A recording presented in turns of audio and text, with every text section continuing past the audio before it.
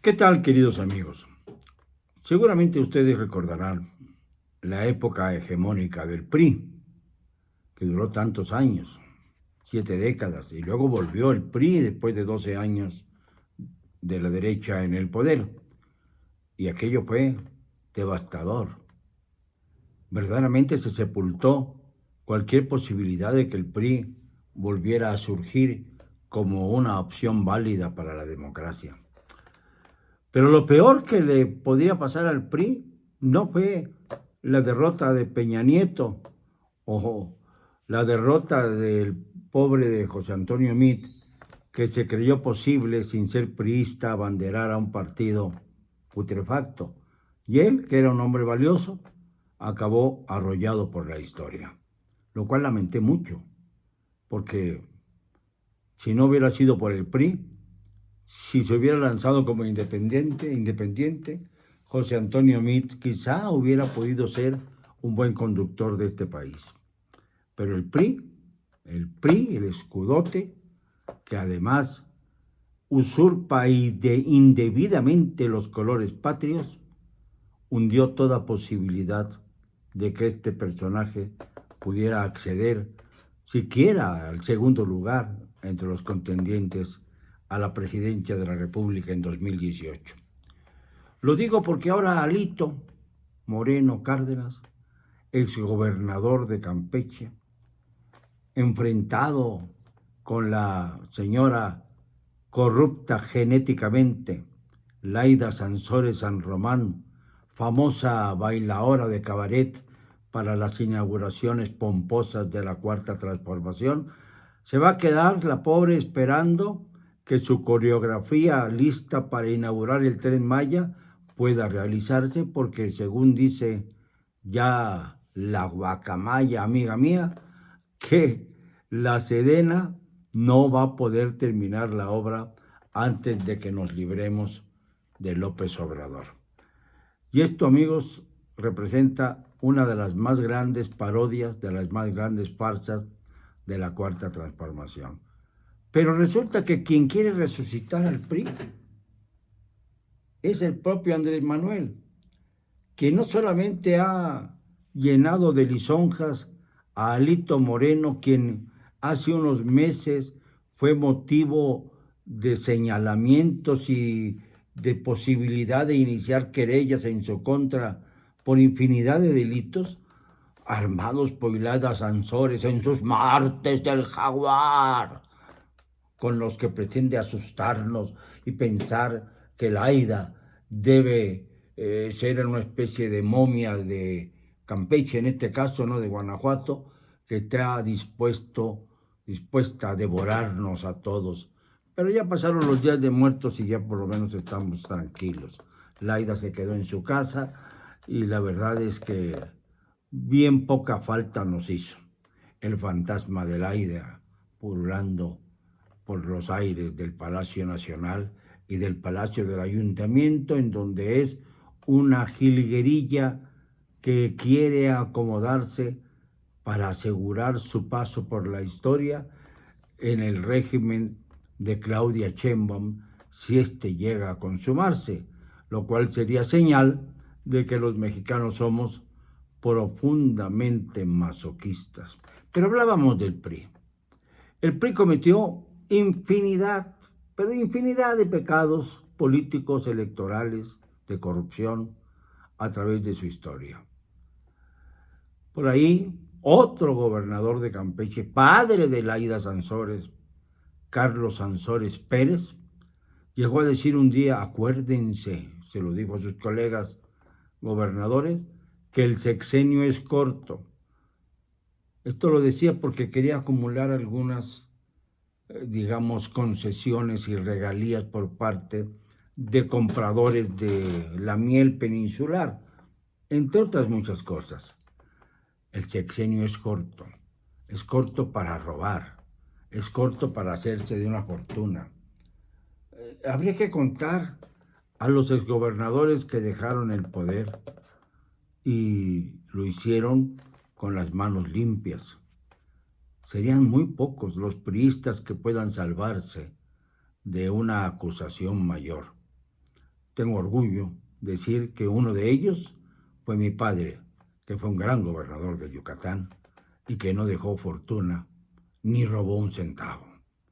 Pero este fue un caso excepcional. Como él hubieran sido los demás, incluso sus compañeros que le acompañaban como gobernadores en ese lapso. Pero cuánto ladrón hubo.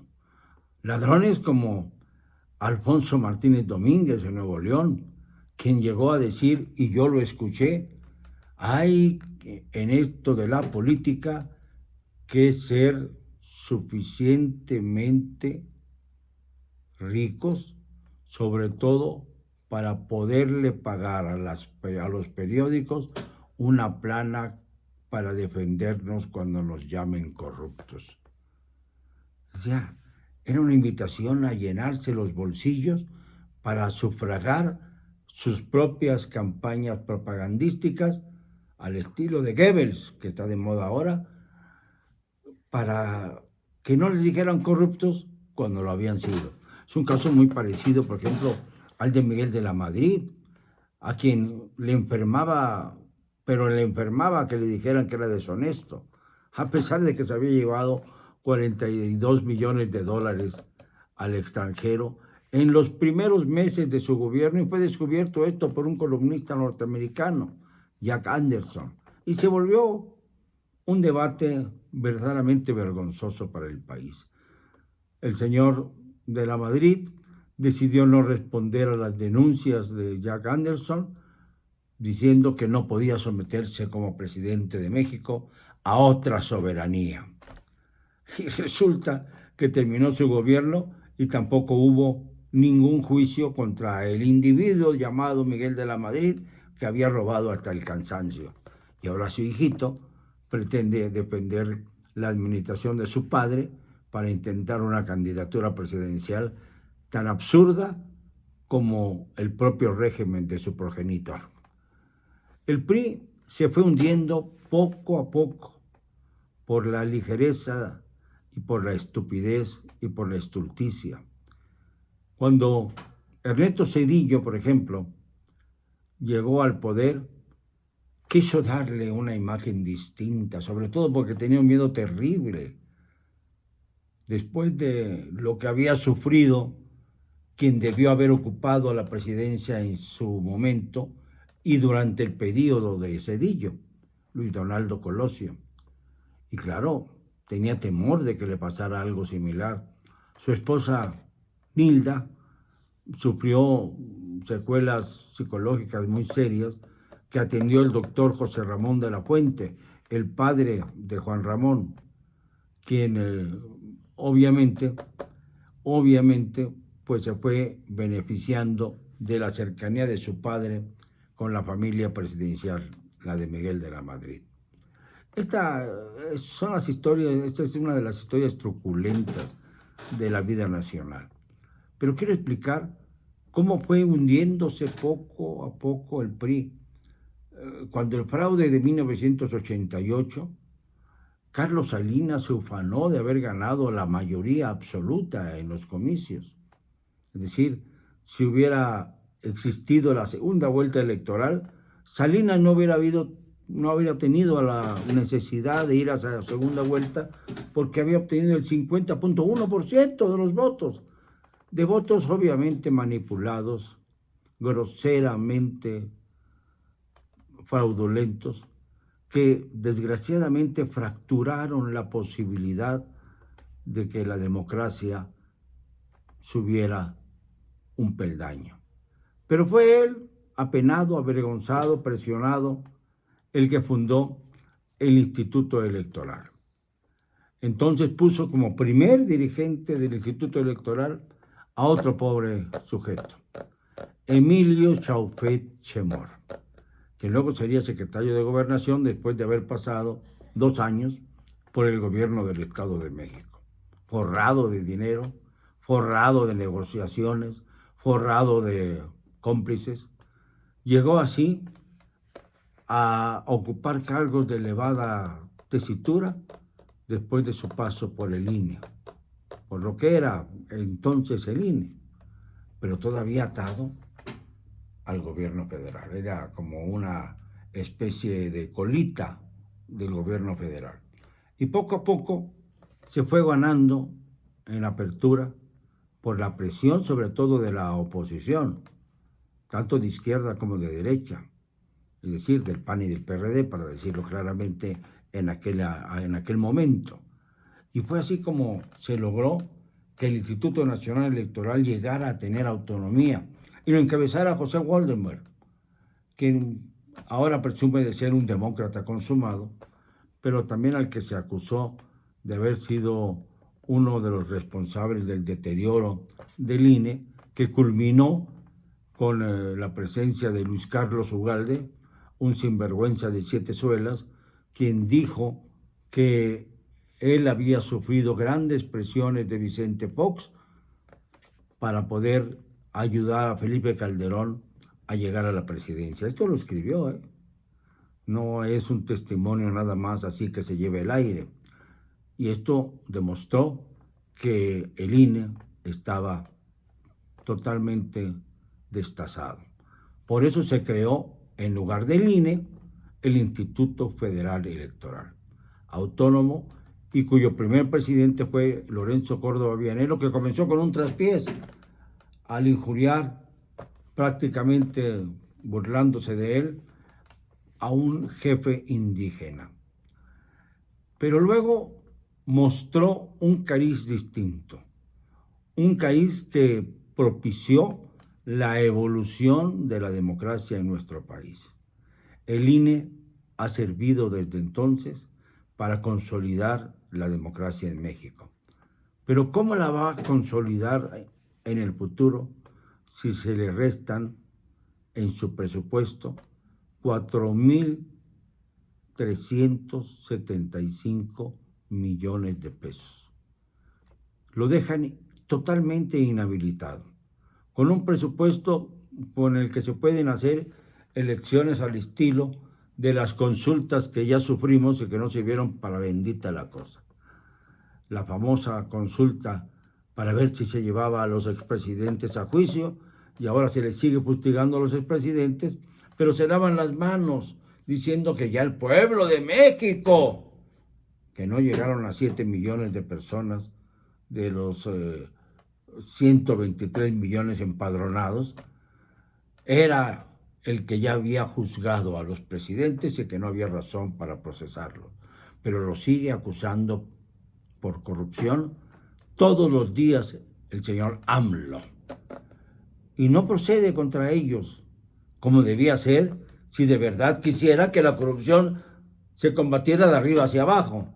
Ahí comienza la farsa de López Obrador. Una farsa que se va extendiéndose al punto de que ahora quiere rescatar al PRI de su miseria, de sus cenizas, después de que quería perseguir a Alito por delincuente, y salía Alito. Y todavía Alito tiene la pretensión de acercarse al PAN y al PRD con cara de perro, digo, para ver si hay alguna manera de lograr lo imposible, aliarse con Morena para la actuación legislativa y aliarse con el PAN y el PRD, pues para que el PRI no vaya a perder su registro si no vota nadie por este partido en las próximas elecciones, tanto en el Estado de México y Coahuila. Ahí puede ser que saquen alguna ventaja por la estructura que está formada allí. Pero para las presidenciales, el PRI, si sigue dividido, puede que no alcance el 2% de la votación general, ¿eh? Y entonces sería ya la desaparición absoluta de un partido que, más que votos, lo que debería buscar es cómo justificar su historia negra para poder sentirse merecedor de continuar en la palestra política. Ya el PRI ha dejado de ser lo que fue. Ya no tiene poder.